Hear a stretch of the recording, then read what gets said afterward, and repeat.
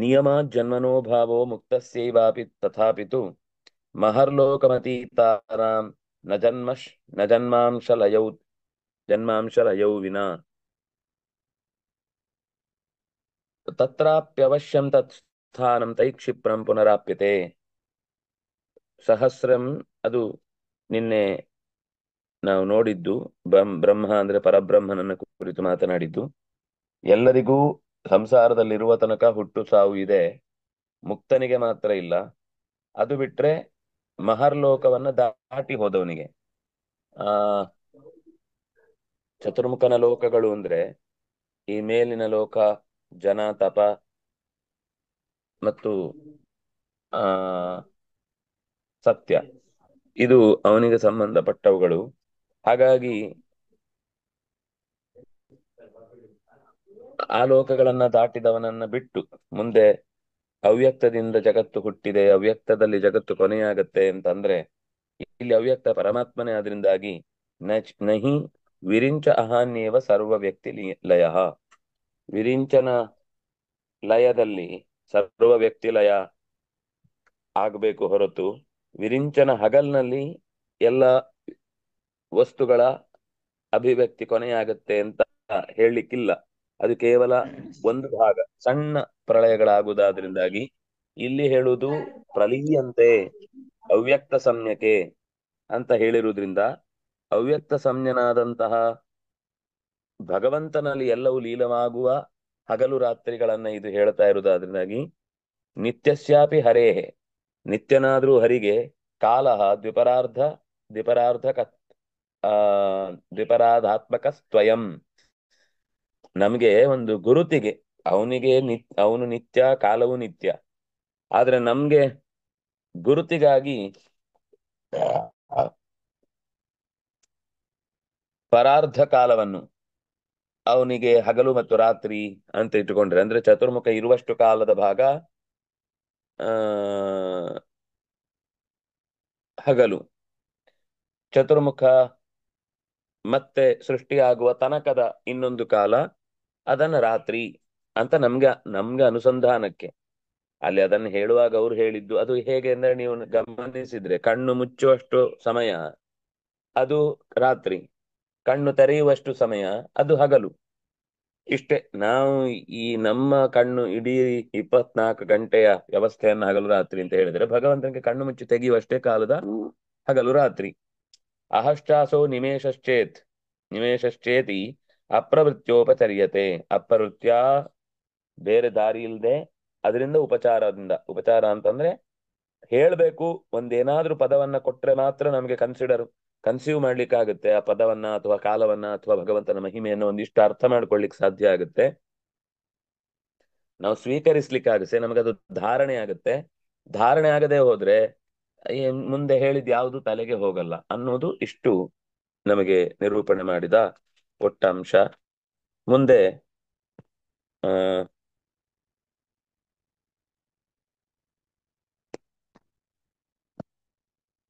ಯತ್ರ ಕಾಲಾಭಿಮಾನಿ ದೇವತಾಸು ಮೃತ್ಯಂತರಂ ಪ್ರಯಾತಾಃ ಆ, ತದ್ಧಾಮ ಪರಮಂ ಮಮ. ಅವ್ಯಕ್ತೋಕ್ಷರ ಇತ್ಯುಕ್ತಃ ತಮಾಹು ಪರಮಾಂ ಗತಿಂ ಯಂ ಪ್ರಾಪ್ಯ ನಿವರ್ತಂತೆ ತದ್ಧಾಮ ಪರಮಂ ಮಮ. ಅವ್ಯಕ್ತಃ ಭಗವಾನ್ ಯಂ ಪ್ರಾಪ್ಯ ನಿವರ್ತಂತೆ ಇತಿ ಮಾಮುಪೇತ್ಯ ಇತ್ಯುಕ್ತಸ್ಯ ಪರಾಮರ್ಶಾತ್. ಯಂ ಪ್ರಾಪ್ಯ ನಿವರ್ತಂತೆ ತದ್ಧಾಮ ಪರಮಂ ಮಮ ಅನ್ನುವುದು ಭಗವಂತನ ಮಾತು. ಮುಂದೆ ಮಾಮುಪೇತ್ಯ ಪುನರ್ಜನ್ಮ ನ ವಿದ್ಯತೆ, ನನ್ನನ್ನು ಹೊಂದಿದವನಿಗೆ ಮುಂದೆ ಎಂದೂ ಕೂಡ ಮತ್ತೆ ಪುನರ್ಜನ್ಮದ ಸಮಸ್ಯೆ ಇಲ್ಲ ಅಂತ ಪರಾಮರ್ಶಾತ್ ಮುಂದೆ ಎಲ್ಲಿದೆ?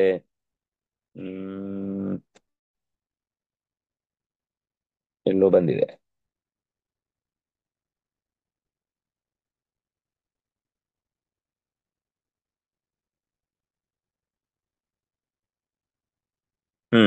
ಮಾಮುಪೇತ್ಯುತ ಕೌಂತೆಯ ಪುನರ್ಜನ್ಮನ ವಿದ್ಯತೆ ಅಂತ 16ನೇ ಶ್ಲೋಕದಲ್ಲಿ ಬಂದದ್ದು. ನಮಗೆ ಇಲ್ಲಿ ಸ್ಪಷ್ಟ ಆಯ್ತು. ಅಂದ್ರೆ ಉಳಿದ ದೇವತೆಗಳಲ್ಲಿ ಪ್ರವೇಶ ಮಾಡಿದವರಿಗೆ ಪುನರ್ಜನ್ಮ ಇದೆ. ನನ್ನನ್ನು ಎಂಪ್ರಾಪ್ಯನ ನಿವರ್ತಂತೆ ಅದು ಅವ್ಯಕ್ತನನ್ನೇ ಹೇಳಿದ್ದಲ್ಲಿ. ಈಗ ಅವ್ಯಕ್ತೋಕ್ಷರ ಇತ್ಯುಕ್ತ ಅಂತ ಹೇಳಿ ಎಂಪ್ರಾಪ್ಯ ನಿವರ್ತಂತೆ ಅಂದ್ರೆ ಯಾಕೆ ಈ ಶಬ್ದ ಬೆಳೆಸಿದ್ರು ಅಂದ್ರೆ ಅವ್ಯಕ್ತ ಅಂದ್ರೆ ಪ್ರಕೃತಿ ಅಂತ ಕೆಲವರು, ಅವ್ಯಕ್ತ ಅಂದ್ರೆ ನಿರ್ಗುಣ ನಿರ್ವಾಚ ನಿಸ್ತೇಜ ನಿಶಬ್ದ ಬ್ರಹ್ಮ ಅಂತ ಕೆಲವರು. ಇದ್ಯಾವುದು ಅಲ್ಲ. ಕೃಷ್ಣ ಹಿಂದೆ ಯಾವುದನ್ನ ಪುನರ್ ಮಾಮುಪೇತ್ಯತ ಕೌಂತೆಯ ಪುನರ್ಜನ್ಮನ ವಿದ್ಯತೆ ಅಂತ ಹೇಳಿದ್ನೋ ಅದನ್ನೇ ಎಂಪ್ರಾಪ್ಯ ನಿವರ್ತಂತೆ ಅಂತ ಮರಳಿ ನೆನಪು ಮಾಡ್ತಾ ಇರುವುದಾದ್ರಿಂದಾಗಿ ಇತ್ಯುಕ್ತಸ್ಯ ಪರಾಮರ್ಶಾತ್ ಅದೇ ಹಿಂದೆ ಹೇಳಿದ ಪದವನ್ನೇ ಬಿಡಿಸಿದ್ದಾಗಿ ಅವ್ಯಕ್ತ ಶಬ್ದಕ್ಕೆ ಭಗವಂತ ಅಂತಾನೆ ಅರ್ಥ ಹೊರತು ಇಲ್ಲೋ ಅದು ನಮ್ಗೆ ಕನ್ಫ್ಯೂಸು ಹೇಗೆ ಅರ್ಥ ಆಗುತ್ತೆ ಅವ್ಯಕ್ತ ಅಂತಂದ್ರೆ ಬೇರೆಯವ್ರನ್ನ ಇಟ್ಕೊಳ್ಬಹುದಲ್ವಾ, ಇವ್ರನ್ನ ಯಾಕೆ ಇದನ್ನೇ ಇಟ್ಕೊಳ್ಬೇಕು ಅಂತ ಕೆಲವ್ರಿಗೆಲ್ಲ ಅವರು ಶುಕ್ಲಾಂಬರಧರಂ ವಿಷ್ಣು ಅನ್ನೋದಕ್ಕೂ ಗಣಪತಿ ಅಂತಾನೆ ಅರ್ಥ ಮಾಡುವಂತ ಮಹಾಮಹಿಮರೆಲ್ಲ ಇದ್ದಾರೆ. ವಿಷ್ಣು ಶಬ್ದಕ್ಕೂ ಗಣಪತಿ ಅಂತ ಅರ್ಥ.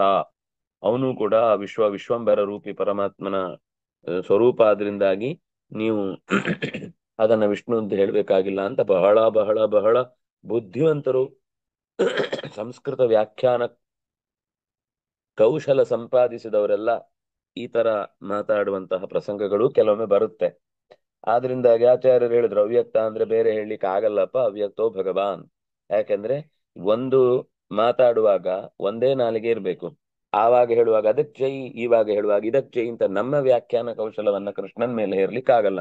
ನಮ್ಗೆ ಯಾವ ಮಠದಲ್ಲಿ ಗಂಜಿ ಸಿಗುತ್ತೋ ನಮ್ಗೆ ಆ ಮಠ, ಆ ಸಂದರ್ಭದಲ್ಲಿ ಅವ್ರ ಹತ್ರ ನಾವು ಆ ಬೇಡಿಕೊಂಡು ಹೊಟ್ಟೆ ತುಂಬಿಸ್ಕೊಂಡು ಬದುಕುವಂತಹ ಒಂದು ದುಸ್ಥಿತಿ.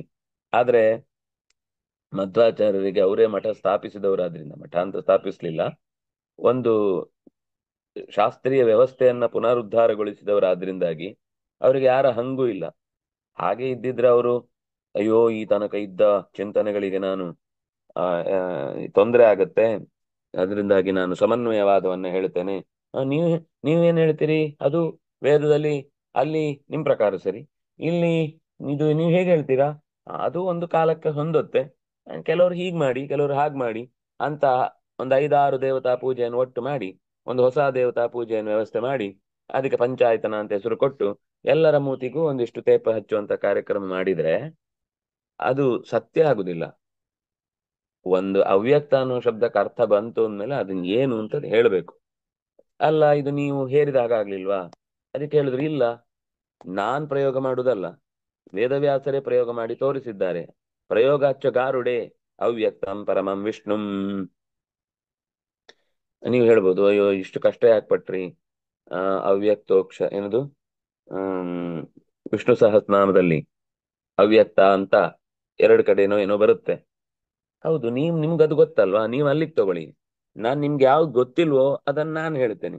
ನಿಮ್ಗೆ ಇನ್ನೆಲ್ಲಿಯಾದ್ರೂ ಪುರಾಣಗಳಲ್ಲಿ ಇಲ್ಲಿಯಾದ್ರೂ ಗೊತ್ತಿರುವ ಸಂದರ್ಭಗಳಲ್ಲಿ ಅವ್ಯಕ್ತ ಅನ್ನೋ ಶಬ್ದವನ್ನು ನಾರಾಯಣನಿಗೆ ಹೇಳಿದ್ದು ಕಂಡ್ರೆ ನೀವು ಅದನ್ನ ಪ್ರಯೋಗ ಮಾಡಿ ಸಂವಾದಿಯ ತಗೊಳ್ಳಿ.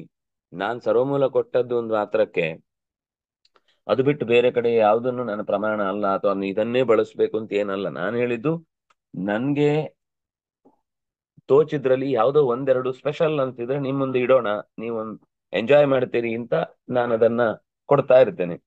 ನಿಮ್ಗೆ ಇಲ್ಲ ಅದು ಯಾವ್ದೋ ನಮ್ಗೆ ಗೊತ್ತಿರೋದು ಕೊಡ್ಬೇಕಿತ್ತು, ಅಯ್ಯೋ ಇದನ್ನ ಕೊಟ್ಟು ಉಪಯೋಗ ಇಲ್ಲ ಅಂತ ಆಯ್ತು ಅಂದ್ರೆ ದಡ್ರು, ಏನ್ ಮಾಡ್ಲಿಕ್ಕೆ ಆಗಲ್ಲ. ಧಾಮ ತದ್ಧಾಮ ಪರಮಂ ಮಮ ಅಂತಿದೆ. ಒಟ್ಟೇನ್ ಹೇಳ್ದ ಹಾಗಾಯ್ತು. ಅವ್ಯಕ್ತ ಅಕ್ಷರ ಇತ್ಯುಕ್ತ.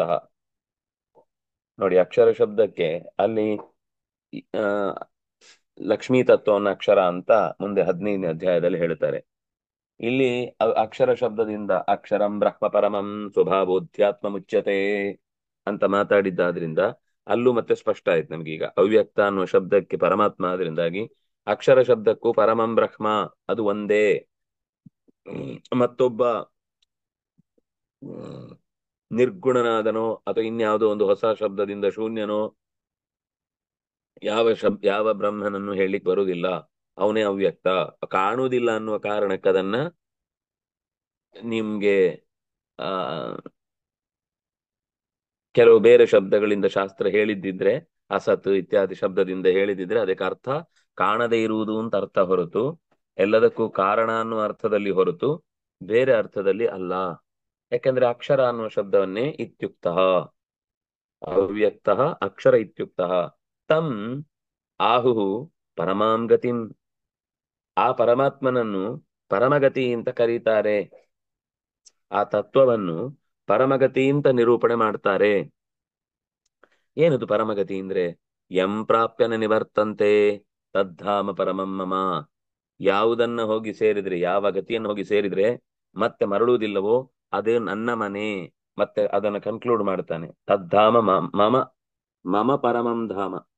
ನೀವು ಎಲ್ಲಿಗೆ ಹೋದ್ರೆ ಮರಳಿ ಬರುವುದಿಲ್ವೋ, ಬೇರೆ ಎಲ್ಲ ದೇವತೆಗಳಲ್ಲಿ ಹೋದ್ರೆ ನೀವು ಮರಳಿ ಬರಬೇಕಾಗುತ್ತೆ. ಆದರೆ ನನ್ನಲ್ಲಿಗೆ ಬಂದ್ರೆ ನೀವು ಮತ್ತೆ ಮರಳಿ ಬರಬೇಕಾದಂತಹ ಸ್ಥಿತಿ ಇಲ್ಲ. ಅದು ನನ್ನ ಮನೆ. ಯಾವ ಮನೆಗೆ ಹೋದ್ರೆ ನೀವು ಮರಳಿ ಬರುವುದಿಲ್ವೋ ಅದು ನನ್ನ ಮನೆ. ಅಂದ್ರೆ ಆ ಬ್ರಹ್ಮ ಭುವನಾಲ್ಲೋಕಾತ್ ಪುನರಾವರ್ತಿನೋರ್ಜುನ. ಇಷ್ಟು ಗೀತೆ ಸ್ಪಷ್ಟವಾಗಿ ಉಳಿದ ದೇವತೆಗಳ ಬಗ್ಗೆ ನಮಗೆ ಸರಿಯಾದ ಮಾಹಿತಿಯನ್ನ ಕೊಟ್ಟ ಮೇಲೂ ಇನ್ನೂ ಅದನ್ನು ಹಿಡ್ಕೊಂಡು ತಂದೆ ವೇದಾಂತ ಅಂತ ಹಾರಾಡುವ ಮಂದಿಯನ್ನ ನೋಡಿದಾಗ ಆಶ್ಚರ್ಯ ಆಗುತ್ತೆ. ಗೀತೆಯನ್ನು ಯಾಕೆ ಅಷ್ಟು ಸರ್ವಶಾಸ್ತ್ರ ಸಾರಭೂತವಾದ ಸಂಗತಿ ಅಂತ ಹೇಳ್ತಾರೆ ಅಂದ್ರೆ, ಒಂದು ಸ್ಪಷ್ಟ ಹೇಳ್ತದೆ, ಎರಡನೇದು ಆ ಬೇರೆ ಸಂದೇಹಗಳನ್ನೆಲ್ಲ ಪರಿಹರಿಸುತ್ತೆ. ತಾನು ಸ್ಪಷ್ಟ ಹೇಳುದು ಮಾತ್ರ ಅಲ್ಲ, ಕೆಲವೊಂದ್ ಸರ್ತಿ ನೀವೇನೋ ಹೇಳ್ತೀರಿ ಮಾರೆ, ನಮ್ಗೆ ಒಪ್ಕೊಳ್ಳಿಕ್ ಕಷ್ಟ ಆಗುತ್ತೆ ಇಲ್ಲ, ನಿಮ್ಗೆ ಒಪ್ಕೊಳ್ಳಿಕ್ ಕಷ್ಟ ಆಗದೇ ಇರುವ ಎಲ್ಲಾ ಅಂಶಗಳನ್ನ ಸೇರಿಸಿಯೇ ಈ ನಿರೂಪಣೆ ಬಂದಿದೆ. ಅದನ್ನ ನೀವು ಬೇಸರ ಮಾಡ್ಕೊಳ್ಳಿಕ್ ಕಾರಣವೇ ಇಲ್ಲ ಅನ್ನೋದನ್ನ ಎಷ್ಟು ಚಂದ ನಿರೂಪಣೆ ಮಾಡುತ್ತೆ.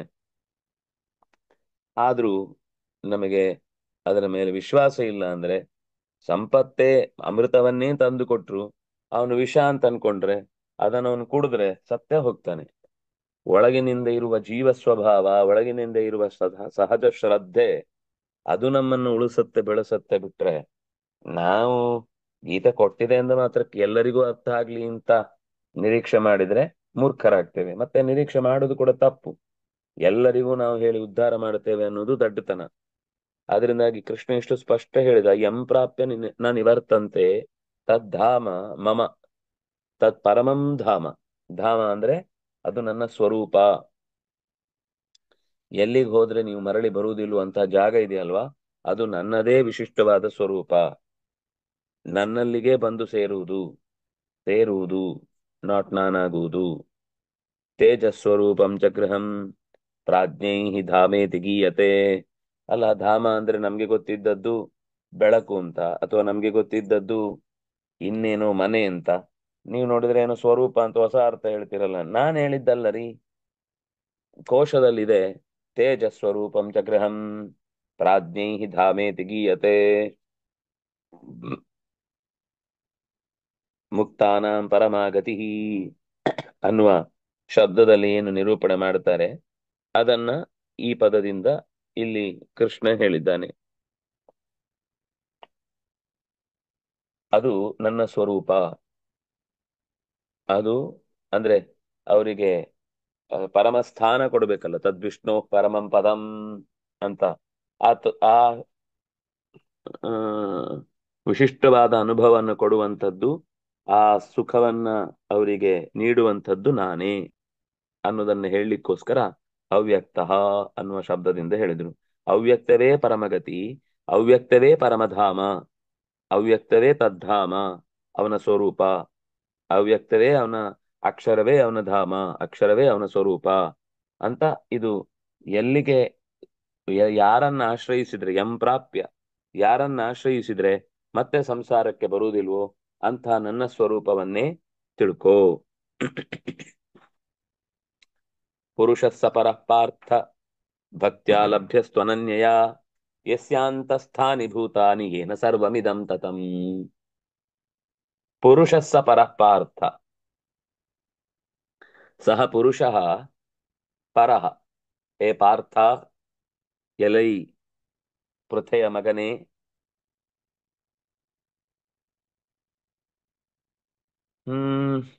ಅವನು ಸುಲಭದಲ್ಲಿ ಸಿಗುವಂಥವನಲ್ಲ. ಅನನ್ಯಯ ಭಕ್ತಿಯ ಲಭ್ಯ. ಅನನ್ಯವಾದ ಭಕ್ತಿ ಇದ್ದರೆ ಮಾತ್ರ ಲಭ್ಯ. ಬೇರೆ ಎಲ್ಲದಕ್ಕಿಂತ ಮಿಗಿಲಾದ ತತ್ವ ಅವನು. ಈ ಸಮನ್ವಯ ತತ್ವ ಇದ್ದವರಿಗೆ ಯಾವುದೂ ಸಿಗಲ್ಲ. ಅವರು ನಿಜವಾಗಿಯೂ ಈ ದೋಣಿ ಕಥೆಯಲ್ಲಿದ್ದ ಹಾಗೆ. ಯಾರಿಂದನೂ ಅನುಗ್ರಹಿತರಾಗುದಿಲ್ಲ, ಯಾರಿಂದನೂ ಕೂಡ ಅವರು ಪಾರಾಗುದಿಲ್ಲ, ಯಾರು ಅವರನ್ನ ರಕ್ಷಿಸ್ಲಿಕ್ಕೆ ಬರುದಿಲ್ಲ. ಯಾಕಂದ್ರೆ ಅವನಿಗೆ ಕ್ಲಾರಿಟಿನೇ ಇಲ್ಲ.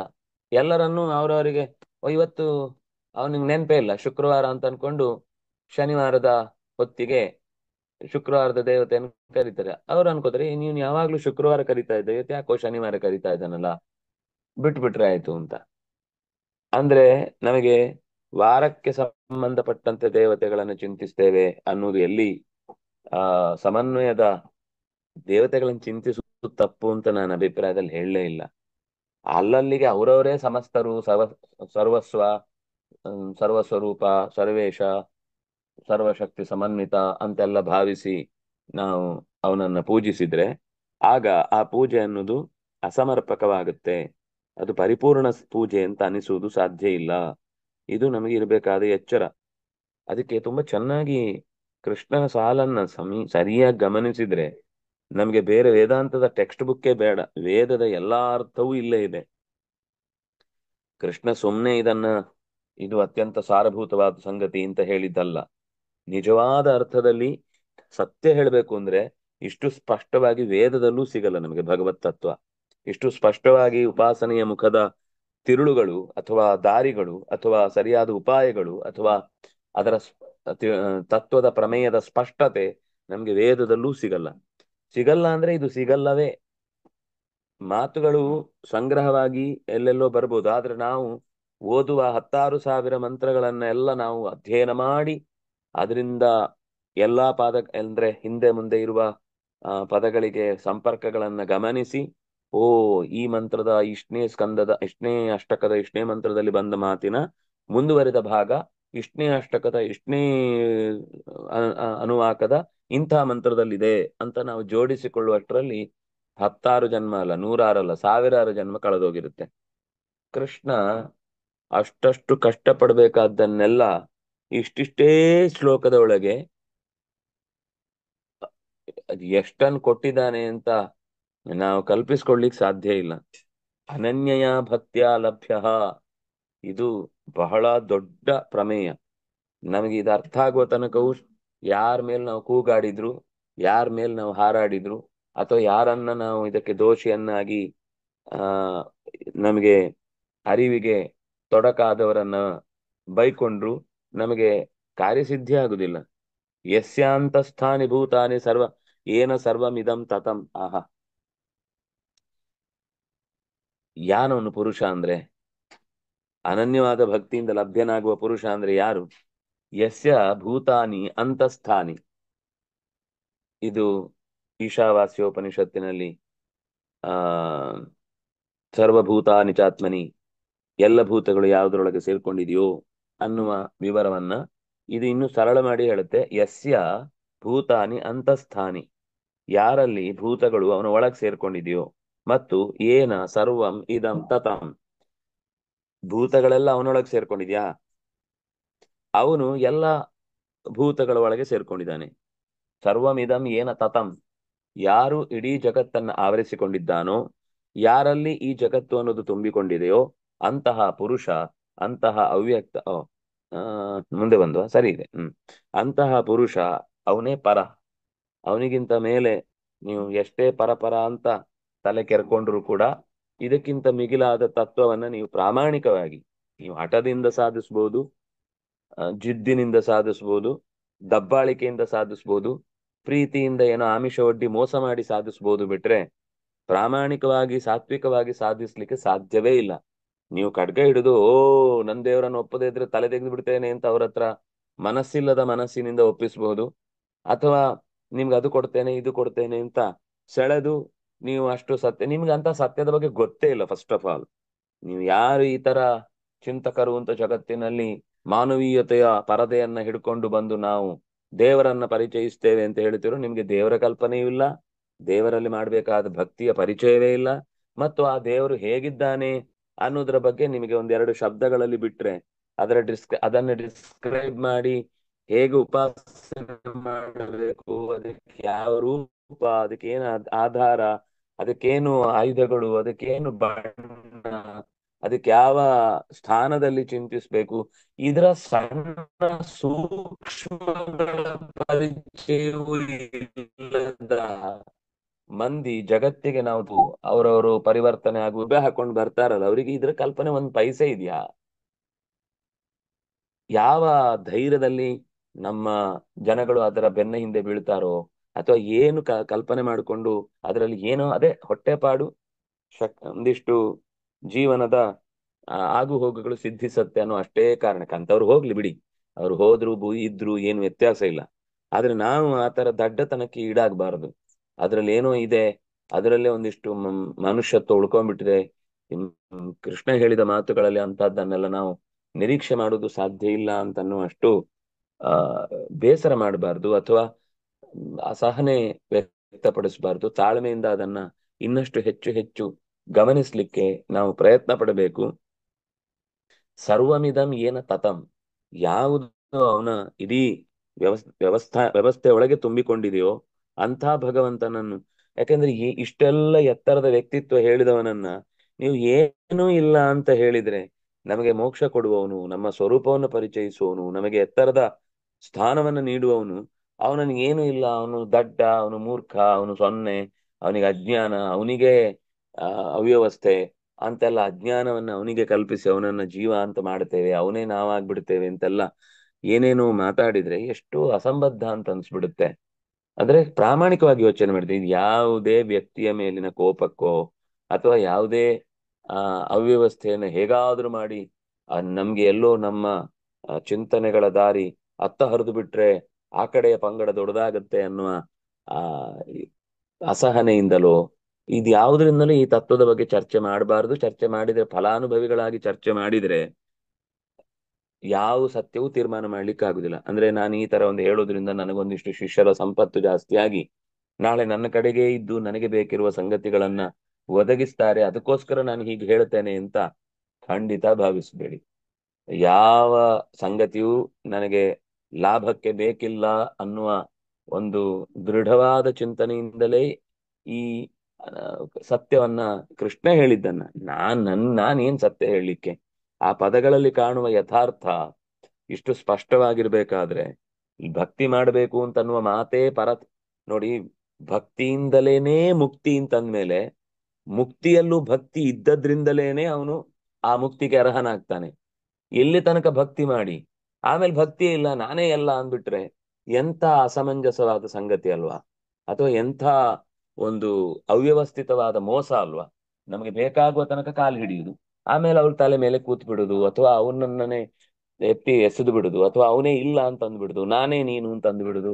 ಇದೆಲ್ಲ ಎಷ್ಟು ಅಸಾಧಾರಣವಾದ ಒಂದು ತತ್ವವನ್ನ ತಿಳಿ ಮಾಡಿ ಸಾಧಾರಣ ಮಾಡಬೇಕು ಅಂತ ಅನ್ನೋ ಬಯಕೆಯಿಂದ ಅದರ ಮೂಲಕ್ಕೆನೆ ಘಾಸಿಗೊಳಿಸುವ ಅಥವಾ ಕೊಡಲಿ ಇಟ್ಟು ಕೊಡುವಂತಹ ಒಂದು ಆ ಬೇಸರ ಅಂತ ಅನ್ಸುದಿಲ್ವಾ? ಆದ್ರಿಂದ ಆ ಇಷ್ಟು ಕೃಷ್ಣ ಹೇಳಿದ ಮಾತುಗಳನ್ನೆಲ್ಲ ಕೇವಲ ಇದೊಂದು ಕಾಲ್ಪನಿಕ, ಇದೊಂದು ಊಹೆ, ಇದೊಂದು ಕೇವಲ ಆ ನಮ್ಮಲ್ಲಿ ಇವತ್ತು ಈ ಈ ತರ ಮಾತು ಈಗ್ಲೂ ನಿನ್ನೆ ಮೊನ್ನೆನೂ ನನ್ನ ಕಿವಿಗೆ ಬೀಳ್ತಾ ಇತ್ತು. ಇದೇ ಕೃಷ್ಣ ಈ ತರದ ಮಾತುಗಳೆಲ್ಲ ಉಂಟಲ್ಲ, ಇದು ಲೋ ಲೆವೆಲಿನ ಅನುಷ್ಠಾನ ಅಂತೆ, ಉಪಾಸನೆ ಅಂತೆ. ಯಾವುದು ಅರ್ಥ ಆಗುದಿಲ್ವೋ ಆ ಉಪಾಸನೆ ಶ್ರೇಷ್ಠವಾದದ್ದಂತೆ. ಭಕ್ತಿ ಎಲ್ಲ ಮಾಡುದು ತುಂಬಾ ಲೋ ಲೆವೆಲಿನ ಚಿಂತನೆ. ಭಕ್ತಿಗೆ ಮೀರಿ ಒಂದಿದೆ, ನನಗೆ ಎಲ್ಲಿದೆ ಅಂತ ಇಲ್ಲಿ ತನಕ ಶಾಸ್ತ್ರೀಯವಾಗಿ ಸಿಗ್ಲಿಲ್ಲ. ಅವ್ರ ಬಾಯಲ್ಲಿದೆ, ಅವರ ಉಪಾಸನೆಯ ಆ ಮುಖಗಳಲ್ಲಿ ಕಾಣುತ್ತೆ, ಬಿಟ್ರೆ ಅದು ಸಿದ್ಧಿ ಆಗುತ್ತೆ ಅಂತ ಇಲ್ಲಿ ತನಕ ಯಾರು ಬಂದು ಹೇಳಲಿಲ್ಲ, ಹೇಳಲಿಕ್ಕೆ ಸಾಧ್ಯವೂ ಇಲ್ಲ. ಆದ್ರಿಂದಾಗಿ ಯಾರಿಗೆ ಹೇಳ್ಬೇಕು? ಅವನು ಸಿದ್ಧಿ ಆದ್ಮೇಲೆ ಅವನೊಬ್ನೇ ಇರುದು ಜಗತ್ತಲ್ಲಿ, ನಾವು ಅವನ ತರನೇ ಕಾಣ್ತೇವೆ, ಅವನಾಗಿಯೇ ಕಾಣ್ತೇವೆ. ಆದ್ಮೇಲೆ ನಮ್ಗೆ ಹೇಳಲಿಕ್ಕೆ ಅಂತ ಒಬ್ಬ ವ್ಯಕ್ತಿ ಇಲ್ಲ ಅಲ್ವಾ? ಆದ್ರೆ ಹಾಗೆ ಅಂತ ಒಂದು ಒರಟಾದ ಆ ಸಿದ್ಧಾಂತವನ್ನ ಹಿಡ್ಕೊಂಡು ಜನರನ್ನ ದಾರಿ ತಪ್ಪಿಸ್ತಾರೆ, ದಿಕ್ ತಪ್ಪಿಸ್ತಾರೆ. ಅದರಿಂದ ಪರಮ ಸಾಧನಂ ಆಹಾ ಪುರುಷ ಇತಿ, ಈ ಈ ಅಂಶದಲ್ಲಿ ಹೇಳಿದ್ದೇನು ಅಂತಂದ್ರೆ ಪರಮ ಸಾಧನ ಯಾವುದು? ಇದಕ್ಕಿಂತ ಮೇಲೆ ಇನ್ನೇನಾದ್ರೂ ಸಾಧನೆ ಇದೆಯಾ? ನಾನು ಯಾಕೆ ಈ ಶಬ್ದ ಹೇಳಿದೆ ಅಂದ್ರೆ, ಪರಮ ಸಾಧನ ಅನ್ನೋ ಶಬ್ದವನ್ನು ಆಚಾರ್ಯ ಹೇಳಿದ್ದಕ್ಕೆ ವಿವರಣೆಯಾಗಿ ಬಹಳ ಜನಕ್ಕೆ ಈ ಉಪಾಸನೆ ಅನ್ನೋದು ಲೋ ಲೆವೆಲಿನ ಉಪಾಸನೆ. ಇದು ತುಂಬಾ ಕನಿಷ್ಠ ಮಂದಿ ಪಾಪದವರು ಏನೂ ಗೊತ್ತಿಲ್ದವರು, ಬೇಸಿಕ್ ಗೊತ್ತಿಲ್ದವರು ಮಾಡುವ ಸಾಧನೆ ನಿಜವಾದ ಸಾಧನೆ. ಅದು ಅಲ್ಲಿ ತನಕ ಹೋಗಿ ಅದರ ಜೊತೆಗೆ ಸೇರುವುದು, ಅದಾಗಿ ಬಿಡುವುದು, ಅದೇ ದೊಡ್ಡ ಉಪಾಸನೆ ಅಂತ. ಹೀಗೆ ಜನರಿಗೆ ಪಾಪ ದೊಡ್ಡ ಉಪಾಸನೆ ಅಂತ ಹೇಳಿದಾಗ ನಮ್ ಕಡೆಗೆ ಬಂದ್ಬಿಡ್ತಾರೆ. ಇದು ಕೆಟ್ಟ ಉಪಾಸನೆ ಅಥವಾ ಚಿಕ್ಕ ಉಪಾಸನೆ ಅಂತ ಹೇಳಿದ್ದಕ್ಕೆ ಅವರಿಗೆ ಅದರಿಂದ ಹೊರಗೆ ಬರ್ಲಿಕ್ಕೆ ನಾವು ಅವಕಾಶ ಮಾಡಿ ಕೊಡ್ತೇವೆ ಅಂತೆಲ್ಲ ಹೇಳ್ತಾರೆ. ಆದ್ರೆ ಕೃಷ್ಣ ಇಲ್ಲಿ ಹೇಳಿದ್ದು ಪರಮ ಸಾಧನೆ. ಇದಕ್ಕಿಂತ ಮಿಗಿಲಾದ ಭಕ್ತಿಯಿಂದ ಲಭ್ಯವಾಗುವ ಭಗವಂತನ ಪರಮ ಪುರುಷತ್ವ, ಇಡೀ ಜಗತ್ತಿನ ಎಲ್ಲ ಸಂಗತಿಗಳು ಅವನಲ್ಲಿ ನೆಲೆಯಾಗುತ್ತೆ. ಸರಿ, ಅವನೇ ಆಗುದು ಅಂತಾದ್ರೆ ಅವನಲ್ಲಿ ನೆಲೆ ಆಗುದು, ಎಲ್ಲದ್ರಲ್ಲಿ ನೆಲೆ ಆಗುದು ಹೇಗ್ ಸಾಧ್ಯ? ಅವನು ಎಲ್ಲದ್ರಲ್ಲಿ ನೆಲೆ ಆಗ್ಬೇಕು ಅಂದ್ರೆ ಅದಕ್ಕಿಂತ ಬೇರೆಯಾದ ಒಂದು ವಸ್ತು ಇರ್ಬೇಕಲ್ವಾ? ಅವನಲ್ಲಿ ಎಲ್ಲ ನೆಲೆ ಆಗ್ಬೇಕು ಅಂತಂದ್ರೆ ಅವನಲ್ಲಿ ಸೇರ್ಬೇಕಾದ ವಸ್ತು ಒಂದು ಬೇರೆ ಇರ್ಬೇಕಲ್ವಾ? ಯಾಕೆ ಇಷ್ಟು ಸರಳವಾದ ಸಂಗತಿ ನಮ್ಮ ತಲೆಗೆ ಹೋಗುದಿಲ್ಲ ಅಂತ ಕೆಲವೊಮ್ಮೆ ಆಶ್ಚರ್ಯ ಆಗುತ್ತೆ. ಇರ್ಲಿ, ಕಾಲದ ಪ್ರವಾಹದಲ್ಲಿ ಎಲ್ಲಾ ತರದ ಚಿಂತನೆಗಳು ಅದು ನಿರಂತರ ಆದ್ರಿಂದಾಗಿ ಆ ಎಲ್ಲರಿಗೂ ಹಾಗ ಅನ್ಸುವುದೇನ್ ತಪ್ಪು ಅಂತ ಹೇಳಲಿಕ್ಕೆ ಆಗುದಿಲ್ಲ. ಯಾಕಂದ್ರೆ ವೇದವ್ಯಾಸರೇ ಒಪ್ಕೊಂಡಿದ್ದಾರೆ. ಕೃಷ್ಣನೇ ಕೆಲವು ಮುಂದೆ 16ನೇ ಆ ನನಗೆ ಆಶ್ಚರ್ಯ ಆಗುದು 16ನೇ ಅಧ್ಯಾಯಕ್ಕೆ ಅವ್ರು ಹೇಗ್ ವ್ಯಾಖ್ಯಾನ ಮಾಡ್ತಾರೆ ಅಂತ. ಅಲ್ಲಿ ಸ್ಪಷ್ಟವಾಗಿದೆ, ನಾನೇ ದೇವರು ಅಂತ ಹೇಳಿಕೊಳ್ಳುವಂತಹ ಮೂರ್ಖರೆಲ್ಲ ಇರ್ತಾರೆ, ಅವರನ್ನ ದೇವರೇ ಕಾಪಾಡಬೇಕು, ನಾನಂತೂ ಕಾಪಾಡ್ಲಿಕ್ಕೆ ಆಗಲ್ಲ ಅಂತ ಕೃಷ್ಣ ಅಷ್ಟು ಸ್ಪಷ್ಟ ಹೇಳಿದ್ದನ್ನೂ ವ್ಯಾಖ್ಯಾನ ಮಾಡಿ ಅದನ್ನೂ ಕೂಡ ಸಮರ್ಥಿಸುವಂತಹ ವ್ಯವಸ್ಥೆಯಿಂದ ವ್ಯಾಖ್ಯಾನ ಪರಂಪರೆ ಬೆಳೆದಿದೆ ಅಂದ್ರೆ ಅದೇ ಕೆಲವೆಲ್ಲ ಆಗ್ರಹಗಳೇ ವ್ಯಾಖ್ಯಾನಕ್ಕೆ ಆಧಾರಗಳು ಹೊರತು ಸತ್ಯ ಅಲ್ಲ ಅನ್ನೋದು ಮತ್ತೆ ಮತ್ತೆ ಕಾಲಕ್ಕೆ ತಕ್ಕಂತೆ ಪ್ರೂವ್ ಆಗ್ತಾ ಹೋಗುತ್ತೆ. ಮುಂದೆ ಯತ್ರ ಕಾಲೇ ತ್ವನಾವೃತ್ತಿಂ ಆವೃತ್ತಿಂ ಚೈವ ಯೋಗಿನಃ ಪ್ರಯಾತ ಯಾಂತಿ ತಂಕಾಲಂ ವಕ್ಷ್ಯಾಮಿ ಭರತರ್ಷಭ. ಸಾಧನೆಯ ಮುಖವನ್ನ ಪರಿಚಯ ಮಾಡಿಕೊಡ್ತಾ ಆ ಹೋಗ್ಬೇಕಾದ ದಾರಿ ಹೇಗಿರುತ್ತೆ ಅನ್ನೋದನ್ನ ಕೃಷ್ಣ ಈ ಪದ್ಯದಲ್ಲಿ ಯತ್ರ ಕಾಲೇ ಇತು, ಯಾವ ಕಾಲದಲ್ಲಿ, ಅನಾವೃತ್ತಿ ಅಂದ್ರೆ ಇಂಥ ಕಾಲದ ದೇವತೆಯಲ್ಲಿ ನಾವು ಪ್ರವೇಶ ಮಾಡಿದ್ರೆ ಆ ಆವೃತ್ತಿ ಇಲ್ಲ. ಇಂಥ ಕಾಲದ ದೇವತೆಯಲ್ಲಿ ನಾವು ಪ್ರವೇಶ ಮಾಡಿದ್ರೆ ಆವೃತ್ತಿಂ ಅಂದ್ರೆ ಅದು ಆ ಕೆಟ್ಟವರಲ್ಲ. ಯಾಕಂದ್ರೆ ಕೆಟ್ಟವರು ಈ ತರದ ಎರಡು ದಾರಿಗಳ ಬಗ್ಗೆ ಯೋಚಿಸುವುದೂ ಇಲ್ಲ, ಅವ್ರು ಹೋಗುದೂ ಇಲ್ಲ. ಎರಡೂ ಯೋಗಿನಃ, ಎರಡೂ ಯೋಗದ ದಾರಿಯಲ್ಲೇ ಸಾಗುವವರು. ಆದ್ರೆ ಕೆಲವರದ್ದು ಪ್ರಾರಬ್ಧವಶಾತ್ ವಾಪಸ್ ಬರ್ಬೇಕಿರುತ್ತೆ. ಆದ್ರಿಂದಾಗಿ ಅವರು ಆವೃತ್ತಿಗೆ ಯೋಗ್ಯವಾದಂತಹ ಕಾಲ ದೇವತೆಗಳಲ್ಲಿ ತಮ್ಮನ್ನ ಲೀನಗೊಳಿಸ್ತಾರೆ. ಅದ್ರ ಕರ್ಮವಶಾತ್ ಈಗ ಭೀಷ್ಮ ಅವನು ಇನ್ನೂ ಮೂಲ ರೂಪಕ್ಕೆ ಪ್ರವೇಶ ಮಾಡಿ ಕೆಲವು ಕಾರ್ಯಗಳು ಬಾಕಿ ಇತ್ತು. ಆದ್ರಿಂದ ಇನ್ನೂ ಅವನಿಗೆ ಗತಿ ಆಗುವುದಕ್ಕೆ ಬೇಕಿರುವ ಪ್ರಾರಬ್ಧ ಮುಗ್ದಿಲ್ಲ. ಆದ್ರಿಂದ ಗತಿ ಆಗದಂತೆ ತಡೆಯುವ ಪ್ರಾರಬ್ಧಗಳೇ ಇರುವುದ್ರಿಂದ ಆ ಅವನಿಗೆ ಭಗವಂತನ ಚಿನ್ಮಯ ರೂಪ ನೆನಪಾಗ್ಲಿಲ್ಲ, ರುಧಿರಮಯ ರೂಪ ನೆನಪಾಯಿತು. ಹಾಗಾಗಿ ಶರೀರದ ಸಹಿತವಾದ ಭಗವದ್ ರೂಪವನ್ನು ಚಿಂತನೆ ಮಾಡಿದ್ರಿಂದ ಮತ್ತೆ ಮೂಲ ರೂಪಕ್ಕೆ ಸೇರಿ ಮತ್ತೆ ಸಾಧನೆ ಮಾಡಿ ಮೋಕ್ಷಕ್ಕೆ ಹೋಗ್ತಾನೆ. ಆದ್ರೆ ಅವನ ಬೆಳಕಿನ ದಾರಿ ಸ್ವಲ್ಪ ರೂಪದ ಚಿಂತನೆಯ ವಿಷಯದಲ್ಲಿ ಹೆಚ್ಚು ಕಮ್ಮಿ ಆಯಿತು. ಉತ್ತರಾಯಣದ ಕಾಲದಲ್ಲಿ ಅವನು ಪ್ರವೇಶ ಮಾಡಿದ್ದ ಹೌದಾದ್ರೂ ಚಿಂತನೆಯ ಕೊನೆಯಲ್ಲಿ ಅದರ ಅವ್ಯವಸ್ಥೆ ಉಂಟಾಯಿತು. ಆದ್ರಿಂದಾಗಿ ಅವನು ಮೂಲ ರೂಪಕ್ಕೆ ಸೇರಿದ ಅಂತ ಹೇಳುತ್ತಿದ್ದಾರೆ. ಆದ್ರೆ ಅವನು ಪ್ರಯತ್ನ ಇದ್ದದ್ದು ಹಾಗೇನೆ, ಉತ್ತರಾಯಣದ ಕಾಲದಲ್ಲೇ ಅವನು ಪ್ರವೇಶ ಮಾಡಿದ್ದು, ಪ್ರಯತ್ನ ಮಾಡಿದ್ದು. ಉತ್ತರಾಯಣದ ಕಾಲ ಅಂದ್ರೆ ಹೊರಗಿನ ಕಾಲ ಅಲ್ಲ, ಉತ್ತರಾಯಣದ ಕಾಲದ ದೇವತೆಗಳ ಸ್ಥಾನದಲ್ಲಿ. ಪ್ರಯಾತ ಯಾಂತಿ ತಂಕಾಲಂ ವಕ್ಷ್ಯಾಮಿ ಭರತರ್ಷಭ. ತಂ ಕಾಲಂ ಪ್ರಯಾತ ಯಾಂತಿ, ಯಾವ ಕಾಲದಲ್ಲಿ ವ್ಯಕ್ತಿ ಆ ಕಾಲದ ದೇವತೆಯಲ್ಲಿ ಪ್ರವೇಶ ಮಾಡ್ತಾನೋ ಅದನ್ನ ವಕ್ಷ್ಯಾಮಿ, ಅದನ್ನೇ ಹೇಳ್ತೇನೆ. ಯತ್ಕಾಲಾದ್ಯಾಭಿಮಾನಿ ದೇವತಾ ಗತಾ ಆವೃತ್ಯನಾವೃತ್ತಿ ಗಚ್ಚಂತಿ ತಾ ಆಹ, ತಾಹ ದೇವತಾಹ, ದೇವತೆಗಳನ್ನು ಆಹ ಯತ್ರ ಇತ್ಯಾದಿನ. ಕಾಲಃ ಇತುಪಲಕ್ಷಣಂ ಅನ್ಯಾದೇರಪಿ ವಕ್ಷ್ಯಮಾಣತ್ವಾತ್. ಕಾಲದ ಬಗ್ಗೆ ಮಾತ್ರ ಹೇಳಿದ್ದಲ್ಲ, ಕಾಲ ಇತಿ ಉಪಲಕ್ಷಣಂ ಅಜ್ಞಾದೇರಪಿ ವಕ್ಷ್ಯಮಾಣತ್ವಾತ್. ಅಲ್ಲಿ ಕೇವಲ ಪ್ರಧಾನವಾದ ಕಾಲದ ದೇವತೆ ಮಾತ್ರ ಅಲ್ಲ, ಅರ್ಚಿರಾದಿ ದೇವತೆಗಳ ಬಗ್ಗೆಯೂ ಕೂಡ ಅನ್ಯಾದೇರಪಿ ವಕ್ಷಮಣತ ಮುಂದೆ ಹೇಳ್ತಾರೆ ಅದು ಏನು ಕಾಲದ ಬರೀ ಕಾಲ ಎಂದು ಉಪಲಕ್ಷಣ. ಕಾಲದ ಬಗ್ಗೆ ಹೇಳಿದ್ದೆ ಅಲ್ವೇ ಅಲ್ಲ, ಒಂದು ರೀತಿಯಲ್ಲಿ ಹೇಳಿಕ್ ಹೋದ್ರೆ ಹೊರಗಿನ ಕಾಲದ ಬಗ್ಗೆ ಹೇಳಿದ್ದಲ್ಲ. ಈಗ ಅಹಸ್ಸು ಅಂತ ಹಗಲು ಅಂತ ಅನ್ಕೊಂಡ್ರೆ ನಾವು ಕಾಲ ಅನ್ಕೊಂಡ್ರೆ ಅಲ್ಲ. ಅಹರ್ ದೇವತೆಯ ಬಗ್ಗೆ ಹೇಳಿದ್ದು. ಅಗ್ನಿ ದೇವತೆ ಅದು, ಅರ್ಚಿಹಿ ಅದು ದೇವತೆ. ಈ ರೀತಿ ಆ ಕಾಲದ ದೇವತೆಯ ಸಂಬಂಧವನ್ನ ಇಲ್ಲಿ ಮಾತಾಡಿದ್ದು ಹೊರತು ಕಾಲವನ್ನು ಮಾತಾಡಿದ್ದಲ್ಲ. ಸರಿ, ಅದಕ್ಕೆ ಆಚಾರ್ಯರ ಮಾತು ಯತ್ರ ಕಾಲಾಭಿಮಾನಿ ದೇವತಾಸು ಮೃತ್ಯಂತರಂ ಪ್ರಯಾತಾಹ ಅಗ್ನಿರ್ಜ್ಯೋತಿರ್ ಧೂಮಾನಾಂ ಸಾರಿ ಹ್ಮ್ ಅದೇ ಅಲ್ವಾ, ಹೌದು. ಕಾಲಾಭಿಮಾನಿತ್ವೇಪಿ ಕಾಲ ಪ್ರಾಚುರ್ಯಾತ್ ಕಾಲ ಇತ್ಯುಚ್ಯತೆ. ಇದರಲ್ಲಿ ಅಗ್ನಿ, ಜ್ಯೋತಿ, ಧೂಮ ಮೊದಲಾದ